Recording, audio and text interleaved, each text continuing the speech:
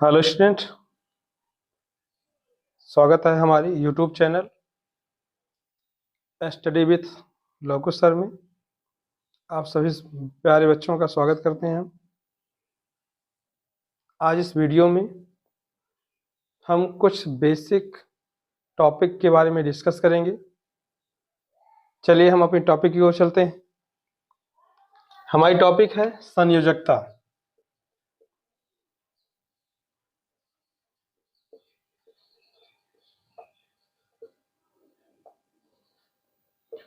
जिसे हम इंग्लिश में बैलेंसी कहते हैं।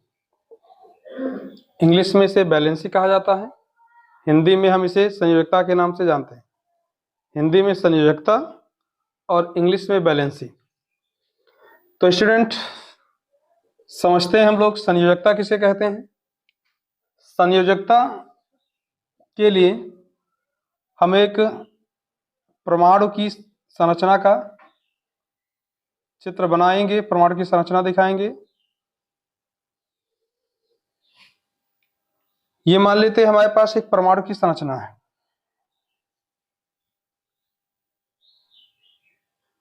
इसको नाभिक,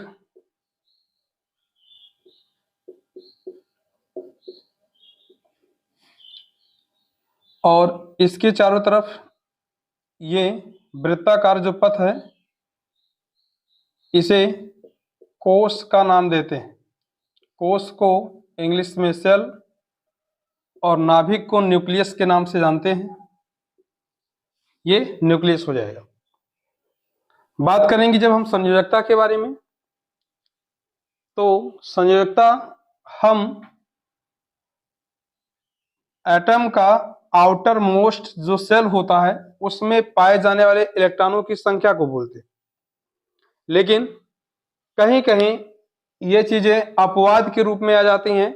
सभी परमाणुओं पर या सभी तत्वों पर कहीं ये नियम लागू नहीं होता है। बेसिक परिभाषा के लिए या बेसिक परिभाषा के रूप में हम ये मानते हैं कि किसी तत्व के परमाणु के अंतिम कोश में उपस्थित इलेक्ट्रॉनों की संख्या को उस तत्व की संयोजकता कहते हैं। तो अगर इसे हम डिफाइन करें, किसी तत्व के परमाणु के अंतिम कोश में उपस्थित इलेक्ट्रॉनों की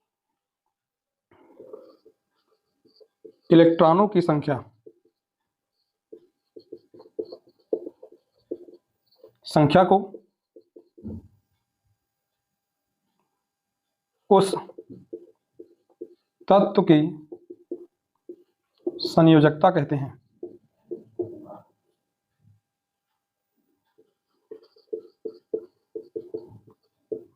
तो स्टूडेंट, किसी तत्व के परमाणुओं के अंतिम कोश में उपस्थित इलेक्ट्रॉनों की संख्या को उस तत्व की संयोजकता कहते हैं। तो स्टूडेंट, अब ये जो परिभाषा आपको बताई जा रही है ये सभी परमाणुओं पर या सभी तत्वों के परमाणुओं पर लागू नहीं होती है। इसके कई सारे अपवाद देखने को मिल जाते हैं जहां हम केवल अंतिम कोश में उपस्थित इलेक्ट्रॉनों की संख्या को परमाणुओं की या तत्वों की संयोजकता नहीं मान सकते हैं। जैसे फॉर एग्जाम्पल के लिए हम लोग समझेंगे पहले इसको। चलिए इसका एग्जाम्पल ले लेते हैं। मैग्नीशियम हमारे पास परमाणु क्रमांक 12 एक तत्व है Mg मैग्नीशियम, जिसका परमाणु क्रमांक कितना है 12। इलेक्ट्रॉनिक विन्यास करने पर इसका इलेक्ट्रॉनिक विन्यास 282 प्राप्त होता है। इसके अकॉर्डिंग अगर हम एक परमाणु की संरचना को ड्रा करते हैं, की संरचना बनाते हैं तो ये परमाणु की संरचना हो गई। इसके के कोश में एल और एम कोश में, के कोश में 2 इलेक्ट्रॉन, तो पहले कोश में 2 इलेक्ट्रॉन दिखा देंगे, दूसरे में 8 इलेक्ट्रॉन,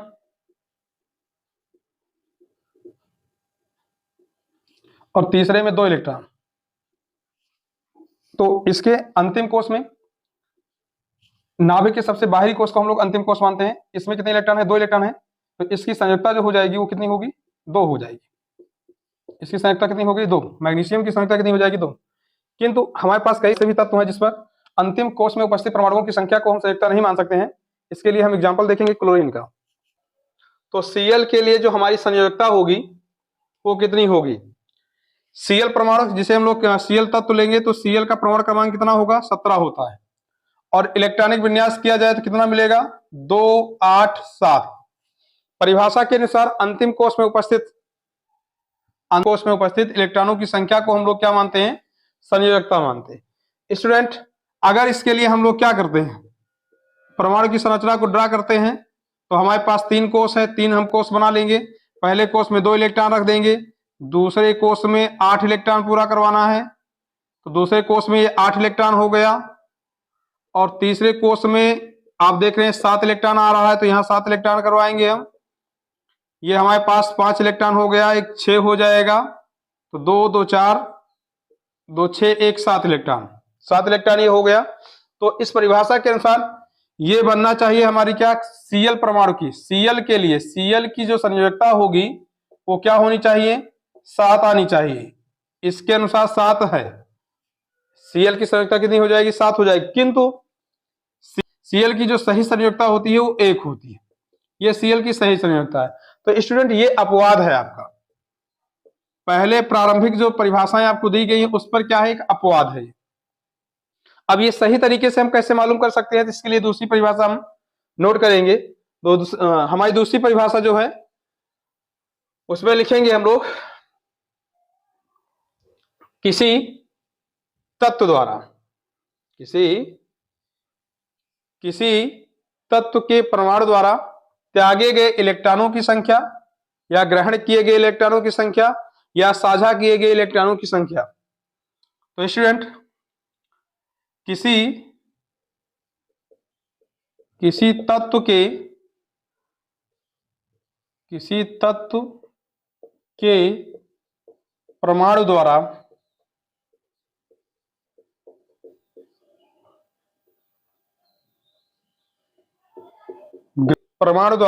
ग्रहण किए गए या त्यागे गए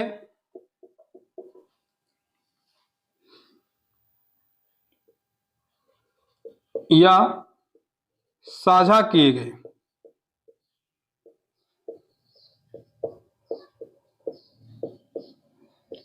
इलेक्ट्रॉनों की संख्या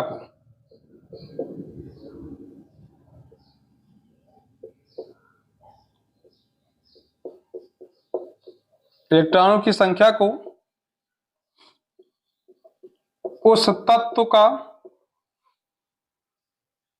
उस तत्व की संयोजकता कहते हैं। यह हमारी परिभाषा दूसरी परिभाषा हो जाएगी। किसी तत्व के परमाणु द्वारा ग्रहण किए गए या त्यागे गए या साझा किए गए इलेक्ट्रॉनों की संख्या को उस तत्व की संयोजकता कहते हैं। तो स्टूडेंट, एक तत्व के द्वारा या उसके परमाणु द्वारा जितने इलेक्ट्रॉन त्यागे जाते हैं या जितने इलेक्ट्रॉन ग्रहण किए जाते हैं या जितने इलेक्ट्रॉन साझा किए जाते हैं, उन्हीं साझा किए गए, त्यागे गए, ग्रहण किए गए इलेक्ट्रॉनों की संख्या को हम लोग क्या कहते हैं? संयोजकता कहते हैं। और ये सभी तत्वों पर ये परिभाषाएं क्या होती हैं? लागू हो जाती हैं। जैसे हमारा अपवाद जो था वो Cl था, क्लोरीन परमाणु था, तो क्लोरीन परमाणु का क्या बताया गया? 17 परमाणु क्रमांक होता है और इसका इलेक्ट्रॉनिक विन्यास हमने 2 8 7 देखा। तो स्टूडेंट, अंतिम कोष में 7 इलेक्ट्रॉन। अब हमको ये देखना है कि इलेक्ट्रॉन जो हमारा Cl परमाणु के लिए है, जो साझा में या ग्रहण में या त्यागे गए इलेक्ट्रॉनों की संख्या देखनी है हमें, वो कितनी होगी। तो स्टूडेंट, किसी तत्व को अस्थायी होने के लिए उसके बाह्यतम कोष में मैक्सिमम 8 इलेक्ट्रॉन होने चाहिए। अब Cl परमाणु के अंतिम कोष में 7 इलेक्ट्रॉन हैं, इसको अस्थायी होने के लिए 1 इलेक्ट्रॉन की आवश्यकता है। 1 इलेक्ट्रॉन और इसे मिल जाए तो ये अपना क्या करेगा? अष्टक कंप्लीट कर लेगा और ये क्या हो जाएगा? अस्थायी हो जाएगा।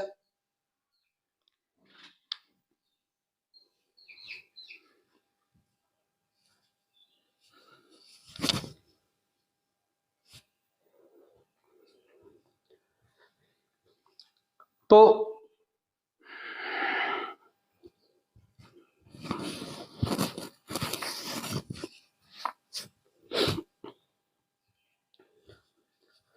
Cl अपना स्टेप कंप्लीट करेगा, उसके लिए क्या कर सकता है, या तो ये 7 इलेक्ट्रॉन त्याग दे, दो ही तरीका है, या तो इलेक्ट्रॉन त्यागे जाए या ग्रहण किए जाए, या तो ये 7 इलेक्ट्रॉन अपना त्याग दे या 1 इलेक्ट्रॉन ग्रहण कर ले। त्यागेगा तो कितना त्यागना पड़ेगा, 7। ग्रहण करेगा तो कितना ग्रहण करेगा, 1 इलेक्ट्रॉन। तो स्टूडेंट,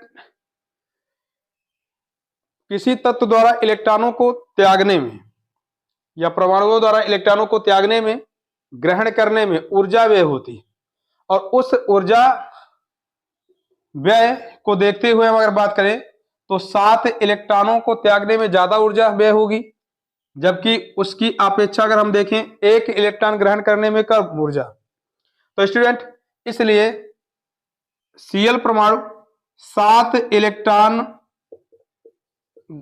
त्यागने की वजह, त्यागने के स्थान पर वो क्या करेगा, 1 इलेक्ट्रॉन क्या कर लेता है, 1 इलेक्ट्रॉन ग्रहण कर लेता है, जिससे इसका अष्टक जो होगा वो पूरा हो जाता है। तो इसके द्वारा 1 इलेक्ट्रॉन ग्रहण किया गया, जिससे क्या हो सके, अस्थायी हो सके। इसलिए इसका जो संयोजकता माना जाएगा वो कितना माना जाएगा, तो आप बताएंगे कि इसकी संयोजकता क्या हुई, माइनस। इसने ग्रहण किया तो माइनस हुआ, लेकिन संयोजकता प्लस या माइनस से व्यक्त नहीं करते हैं हम लोग, संयोजकता प्लस माइनस में नहीं लिखी जाती है, इसलिए हम लोग इसे लिखेंगे 1, इसकी क्या हो जाएगी, संयोजकता होगी। तो Cl परमाणु की जो संयोजकता होगी हमारी वो कितनी हो जाएगी, 1 हो जाएगी। इसी प्रकार स्टूडेंट, अगर हम बात करें तो विभिन्न तत्व तो हमारे पास दिए गए हैं, सबकी बात कर लेते हैं बारी बारी से।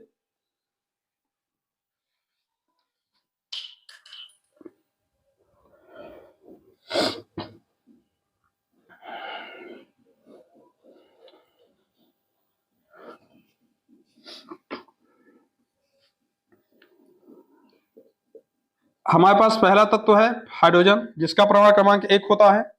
दूसरा है हीलियम, परमाणु क्रमांक 2 होगा। लिथियम है, परमाणु क्रमांक 3 होगा। बेरिलियम है, परमाणु क्रमांक 4 होगा। बोरान है, परमाणु क्रमांक 5 होगा।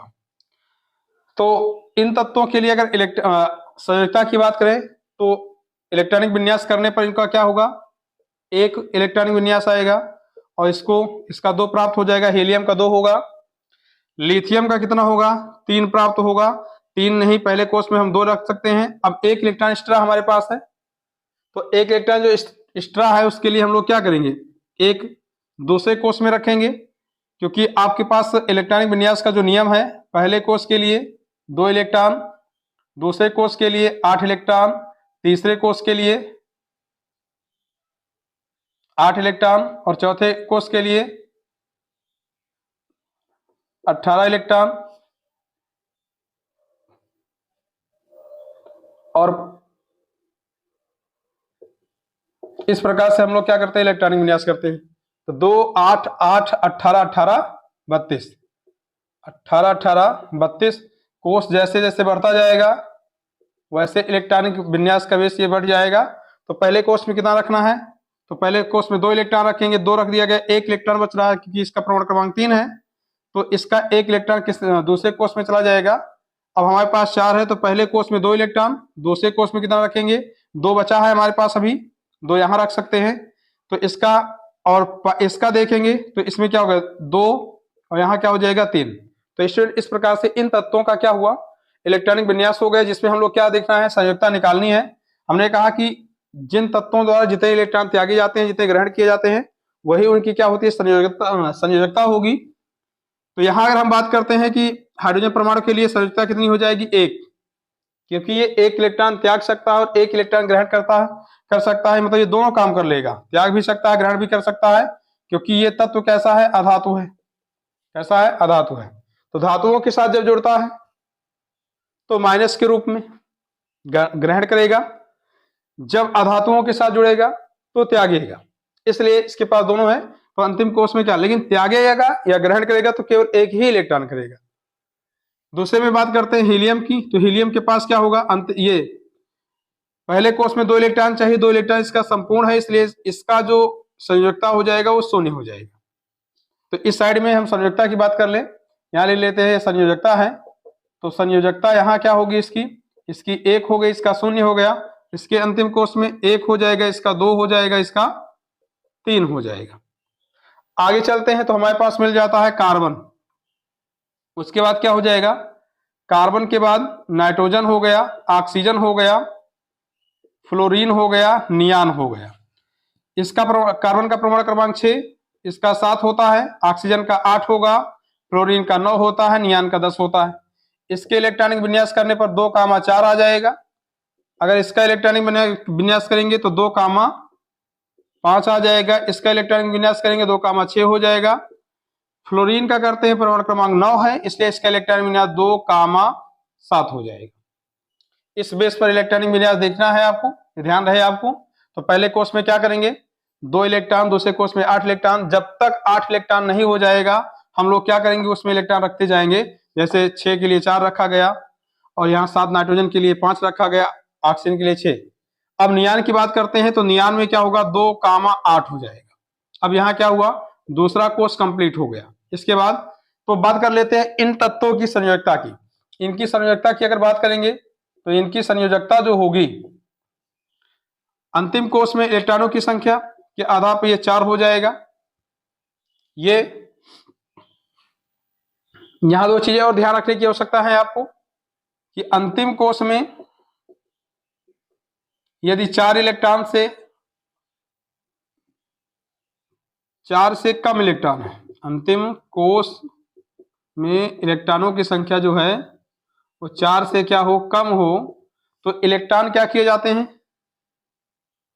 त्यागे जाते हैं। अगर 4 से अधिक है, अंतिम कोष में इलेक्ट्रॉनों की संख्या 4 से अधिक है, तो इलेक्ट्रॉन क्या किए जाएंगे, ग्रहण किए जाते हैं। तो यहां ध्यान देंगे, यहां तो 4 है तो 4 त्यागा भी जा सकता है, 4 ग्रहण भी कर सकते हैं, इसलिए इसकी संयोजकता 4 मानते हैं। इसमें 5 हो गया, ये अंतिम कोष में इलेक्ट्रॉनों की संख्या 4 से क्या हो रही है, अधिक हो रही है, तो क्या बताया गया, इलेक्ट्रॉन ग्रहण किए जाएंगे। कितने इलेक्ट्रॉन ग्रहण किए जाएंगे, आप उतना ही इलेक्ट्रॉन ग्रहण करेंगे या करवाएंगे जिससे क्या हो, आपके तत्व का क्या हो, अष्टक कंप्लीट हो जाए। तो यहाँ अष्टक का मतलब अंतिम कोष में कम से कम 8 इलेक्ट्रॉन हो। 8 होने के लिए कितने इलेक्ट्रॉनों की आवश्यकता है, 5 में 3 इलेक्ट्रॉन की। अगर आप 3 इलेक्ट्रॉन इसको दे देते हैं तो इसका क्या हो जाएगा, अष्टक कंप्लीट हो जाएगा। इसलिए 3 इलेक्ट्रॉन जो दे रहे हैं वही इस नाइट्रोजन परमाणु की संयोजकता हो जाएगी। इसी प्रकार से इसमें देखते हैं, ये भी क्या है, 4 से अधिक इलेक्ट्रॉन अंतिम कोष में है, तो ये भी इलेक्ट्रॉन ग्रहण करेगा। 8 करने के लिए कितनी, 2 इलेक्ट्रॉन, केवल 2 इलेक्ट्रॉन यहाँ क्या किया जाएगा, ग्रहण किया जाएगा, जिससे ये क्या हो जाएगा, 8। तो इसकी ऑक्सीजन परमाणु की संयोजकता कितनी हो जाएगी, 2 हो जाएगी। यहां बात करते हैं 7 है, 4 से अधिक हो गया, मतलब अंतिम कोष में इलेक्ट्रॉनों की संख्या 4 से अधिक है। अब ये क्या करेंगे, इसको अष्टक कंप्लीट करने के लिए इसे 1 इलेक्ट्रॉन की आवश्यकता है, तो ये क्या करेगा, 1 इलेक्ट्रॉन ग्रहण करेगा। 1 इलेक्ट्रॉन ग्रहण करेगा तो वही 1 इलेक्ट्रॉन फ्लोरीन की क्या हो जाएगी, संयोजकता हो जाएगी।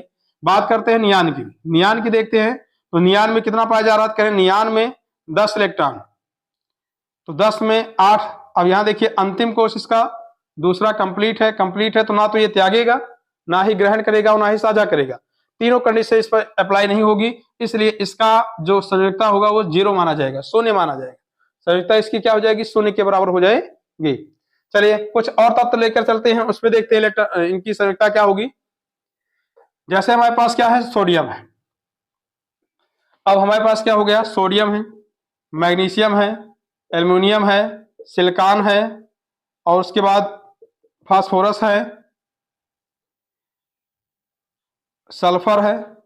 सोडियम का परमाणु क्रमांक 11 होता है, मैग्नीशियम का 12 होता है, एल्युमिनियम का 13 होता है, सिलिकॉन का 14 होता है, फास्फोरस का 15 होता है, और सल्फर का 16 होता है। इन तत्वों की बात करें तो इसका सबसे पहले हम लोग क्या करेंगे, इलेक्ट्रॉनिक विन्यास। अगर आपको इलेक्ट्रॉनिक विन्यास नहीं आता है तो आप कमेंट बॉक्स में कमेंट करिएगा, हम इलेक्ट्रॉनिक विन्यास पर एक नई वीडियो बना देंगे आपके लिए। तो इसमें फिलहाल बात करते हैं, इस बेस को लेकर चलते हैं कि पहले कोष में हमें क्या करना है, 2 इलेक्ट्रॉन रखना है, दूसरे कोष में 8 इलेक्ट्रॉन रखना है, और उसके बाद तीसरे कोष में 8 इलेक्ट्रॉन रखना है, फिर 18, फिर 18, फिर 32। इस वे में चलेंगे हम लोग। तो सबसे पहले दूसरे कोष में 2 इलेक्ट्रॉन, अब बचा हमारे पास क्या, कितना इसमें 9 इलेक्ट्रॉन, पहले कोष में 2 इलेक्ट्रॉन, इसमें क्या हो जाएगा, सबसे पहले पहले कोष में 2 इलेक्ट्रॉन, दूसरे में 8 हो जाएगा। अब हमारे पास बचा कितना इलेक्ट्रॉन, 3 इलेक्ट्रॉन बचा है, तो वो तीसरे कोष को क्या किया जाएगा, भेज दिया जाएगा। तो इसके बाद मैग्नीशियम में चलते हैं, मैग्नीशियम का हो जाएगा 2 8, बचा इसमें 4 अभी, तो 4 कर देंगे तीसरे कोष में। इसी प्रकार से एल्युमिनियम में आएंगे तो पहले कोष में 2, दूसरे कोष में 8, तीसरे कोष में 5 हो जाएगा। और उसके बाद नहीं, इसमें 2 होगा, इसमें 1 होगा। सोडियम में, सोडियम का जब इलेक्ट्रॉनिक विन्यास करेंगे तो सबसे पहले क्या देखेंगे, तो 2, पहले में 2, दूसरे में 8, 1 बचा है, 8 2 10, 1 बचा 11 होने में ना, इसलिए क्या होगा, यहाँ 1 इलेक्ट्रॉन अंतिम कोष में आएगा। और जब मैग्नीशियम का करेंगे तो मैग्नीशियम का परमाणु क्रमांक कितना होता है, 12 होता है। 12 के लिए अगर बात करते हैं तो 2 पहले कोष में, दूसरे कोष में 8, 10 हो गया। अब बचा 2 इलेक्ट्रॉन, तो तीसरे कोष में 2 इलेक्ट्रॉन रख देंगे। और इसी प्रकार से एल्युमिनियम की बात करेंगे तो यहाँ कितना हो जाएगा, पहले कोष में 2 इलेक्ट्रॉन, दूसरे कोष में 8, 8 2 10 हो जाएगा। 13 होने के लिए 3 की आवश्यकता और है, 3 यहाँ कर देंगे, 13 मान लिया जाएगा।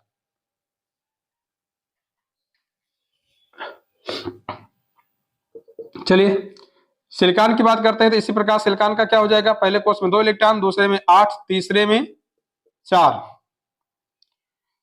और फास्फोरस की 2 8, इसमें 5, ऐसे क्रम से बढ़ती जाएगी संख्या जब तक कि तीसरे कोष में 8 इलेक्ट्रॉन ना हो जाए। सल्फर की बात करेंगे तो पहले कोष में 2, दूसरे में 8, तीसरे में 6।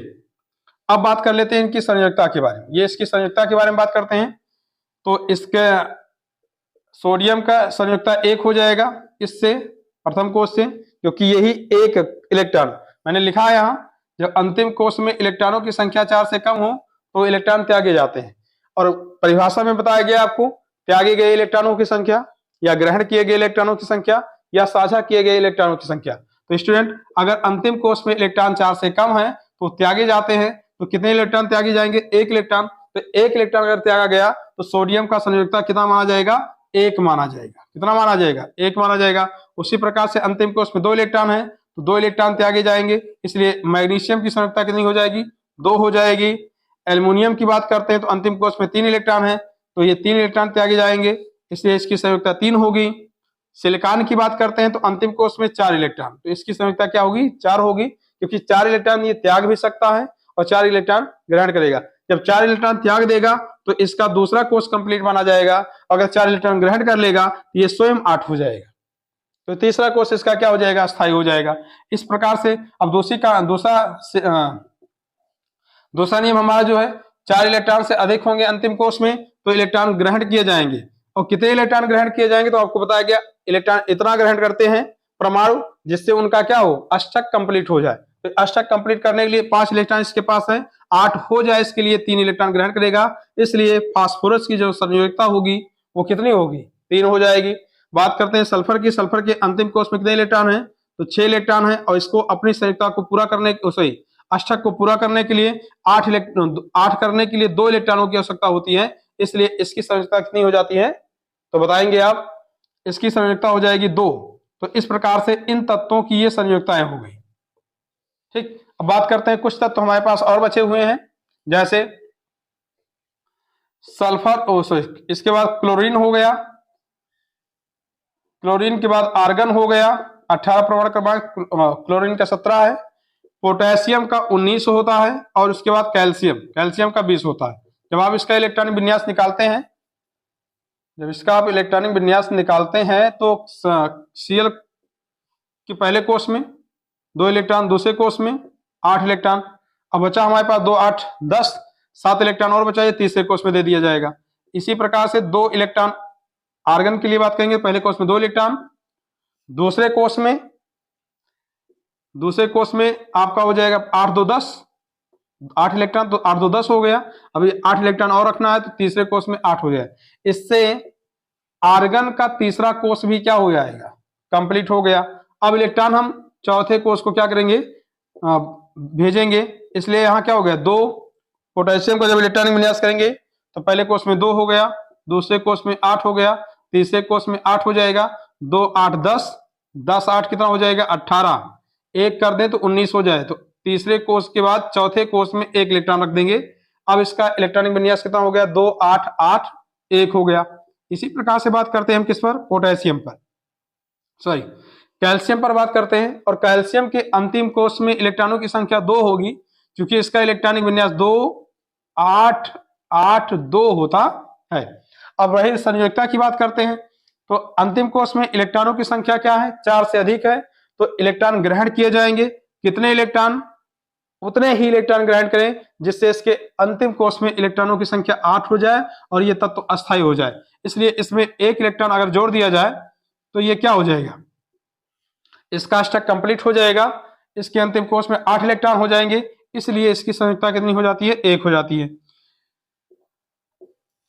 आर्गन के अंतिम कोष में 8 इलेक्ट्रॉन है और यह तत्व अस्थायी है, इसलिए ना तो ये क्या करेगा, त्यागेगा और ना ही ग्रहण करेगा, जिससे इसमें 8 इलेक्ट्रॉन बने रहेंगे और इसलिए संयोजकता इसकी क्या मानी जाएगी, शून्य, क्योंकि इलेक्ट्रॉन ना तो ये त्याग सकता है और ना ही ग्रहण करेगा, तो इसकी संयोजकता कितनी मानी जाएगी, शून्य मानी जाएगी। वहीं बात करते हैं पोटेशियम के लिए, तो पोटेशियम का इलेक्ट्रॉनिक विन्यास जो प्राप्त हुआ है 2 8 8 1, उसमें अंतिम कोष में 1 इलेक्ट्रॉन है और 4 इलेक्ट्रॉनों के से कम होने पर, कंडीशन है 4 इलेक्ट्रॉन अगर अंतिम कोष में 4 इलेक्ट्रॉन से कम अंतिम कोष में इलेक्ट्रॉन हो तो वो इलेक्ट्रॉन क्या करते हैं, त्यागते हैं। तो इसलिए क्या करेगा, ये इलेक्ट्रॉन त्यागेगा और इलेक्ट्रॉन त्यागेगा तो कितना त्यागेगा, 1 इलेक्ट्रॉन। तो इसकी संयोजकता हम लोग क्या मान के चलते हैं, 1 हो जाएगी। और अब बात करते हैं कैल्शियम की। इसी प्रकार से अंतिम कोष में 2 इलेक्ट्रॉन है, ये 2 इलेक्ट्रॉन त्यागा जाएगा क्योंकि अंतिम कोष में 4 इलेक्ट्रॉन से 4 अंतिम कोष में इलेक्ट्रॉन की संख्या 4 से कम है, इसलिए 2 इलेक्ट्रॉन त्यागा जा सकता है। तो आई होप आप सभी स्टूडेंट को इस संयोजकता वाली टॉपिक को अच्छे से आप क्लियर कर पाए होंगे। अगर इसमें किसी प्रकार की कंफ्यूजन या किसी प्रकार का डाउट रहेगा आपका तो प्लीज कमेंट बॉक्स में कमेंट कीजिएगा, हम इसे और अच्छे से समझाने का प्रयास करेंगे।